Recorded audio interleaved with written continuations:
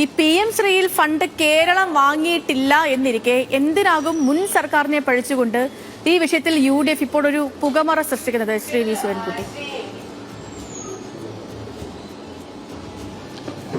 ഒരു മനോഹരമായിട്ടുള്ള ചോദ്യമാണ്. ഇപ്പോൾ സംസ്ഥാനത്തെ പൊതുവിദ്യാഭ്യാസ വകുപ്പ് മന്ത്രിയും UDFിലെ മന്ത്രിമാരും UDFും പറയുന്നത് PM ശ്രീ പദ്ധതിയിൽ നിന്ന് ഫണ്ട് വാങ്ങി എന്നുള്ളതാണ്. അത് പച്ച നുണയാണെന്നുള്ള കാര്യത്തിന് ഒരു സംശയവുമില്ല. കേരളം ഇതുവരെ ഈ പദ്ധതി നടപ്പിലാക്കിയിട്ടില്ല. മിനിമം അത്തരം കാര്യങ്ങളെങ്കിലും മന്ത്രിയും ബന്ധപ്പെട്ടവരും അറിഞ്ഞിരിക്കേണ്ടതായിട്ടുണ്ട്. അതുകൊണ്ട് തന്നെ ഒരു നയാ പൈസ പോലും കേന്ദ്ര ഗവൺമെൻറ്റിൽ നിന്ന് PMCയുടെ പേരിൽ വാങ്ങിയിട്ടില്ല.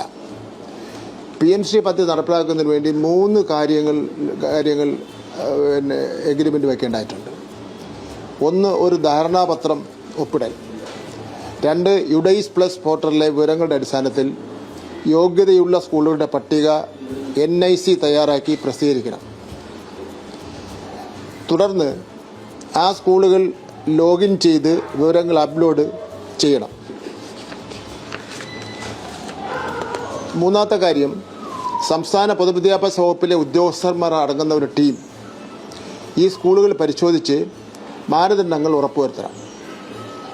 അതിനുശേഷം തിരഞ്ഞെടുക്കപ്പെട്ട സ്കൂളുകളുടെ പട്ടിക, കേരളത്തെ സംബന്ധിച്ചിടത്തോളം അത് 265 അവർ നിജപ്പെടുത്തിയിട്ടുള്ളത്.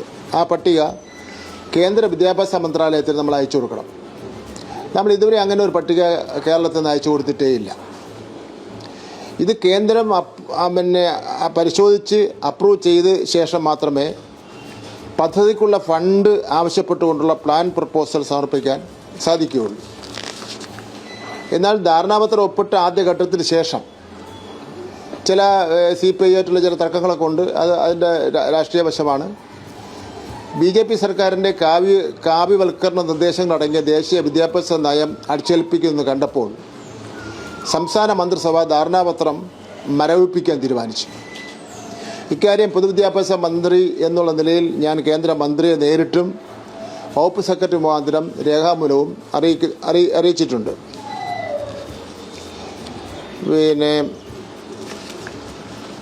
പിന്നീട് പൊതുവിദ്യാഭ്യാസ മന്ത്രി കേന്ദ്ര വിദ്യാഭ്യാസ മന്ത്രിയുമായി നടത്തിയ ചർച്ചയുടെ ഫലമായിട്ടാണ് സമഗ്ര ശിക്ഷ കേരളയുടെ 92 കോടി, നേരത്തെ പറഞ്ഞ പോലെ 41 ലക്ഷം രൂപയുടെ ആദ്യ ഗഡു അനുവദിച്ചത്.